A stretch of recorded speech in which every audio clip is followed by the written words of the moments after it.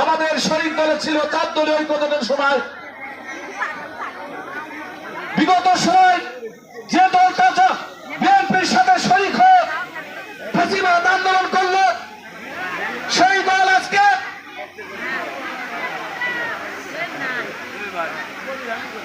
দল আজকে আপনারা লক্ষ্য করে দেখেন, এই বাংলাদেশের 96% মুসলমান। এই মুসলমানের দেশে আমরা কোরআনকে বিশ্বাস করি, আমরা ইসলামকে বিশ্বাস করি, অথচ তারা বলে বেড়াচ্ছে যে আজকে যদি দাঁড়িপাল্লা হেরে যায় তাহলে কোরআন হেরে যাবে। বলেন নাউযুবিল্লাহ। সবাই জোরে বলেন নাউযুবিল্লাহ। তারা বলে দাঁড়িপাল্লা হেরে গেলে কোরআন হেরে যাবে, তারা বলে ইসলাম হেরে গেলে কোরআন হেরে যাবে।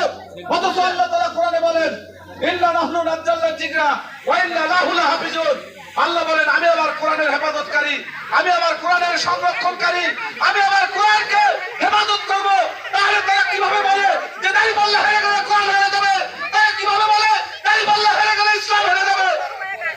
এই সমস্ত কথা বলে মানুষকে বিভ্রান্ত করা যাবে না। আপনারা বলেন তো জান্নাতের মালিক কে? জোরে বলেন কে? সবাই বলেন কে? জান্নাতের মালিক যদি আল্লাহ হয়ে থাকে, তাহলে আজকে যে জামাতের লোকজন বলছে যে একটা ভোট দিয়ে জান্নাত পাওয়া যাবে, আপনারা তাদের কথা বিভ্রান্ত হবেন না। প্রিয় ভাইয়েরা, আমার মায়েরা, আপনারা জানেন ডাক্তার মঈনুল হাসান সাদিক একজন যোগ্য লোক। পলাশবাড়ী স্বাধীন প্রকাশনের জন্য উনি ওনার জীবনকে বিকিয়ে দিয়ে বিগত ফ্যাসিবাদ আওয়ামী লীগ সরকারের সাথে যুদ্ধ ঘোষণা করেছে। তার জ্বলন্ত প্রমাণ হচ্ছে আমি ওনার সাথে বিভিন্ন আন্দোলন সংগ্রামে আমি শরীক ছিলাম। ভাইরা আমার, বোনেরা আমার, আপনারা আগামী দিনে জাতীয় সংসদ নির্বাচনে ডাক্তার মঈনুল হাসান সাদিককে ধানের শীষ মার্কায় ইনশাআল্লাহ ভোট দেবেন। সবাই কে কে দেবেন হাত তোলেন দেখি। ইনশাআল্লাহ ইনশাআল্লাহ। এবার কাছে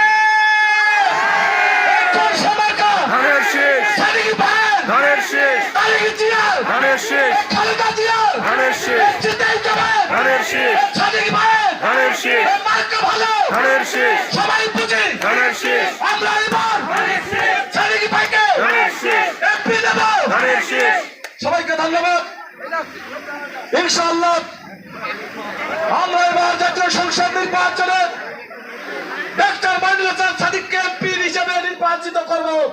এই সময় ব্যক্ত রেখে আমি আমার বক্তব্য শেষ করছি। খোদা হাফেজ। বাংলাদেশ জিন্দাবাদ। শহীদ জওহর দেশের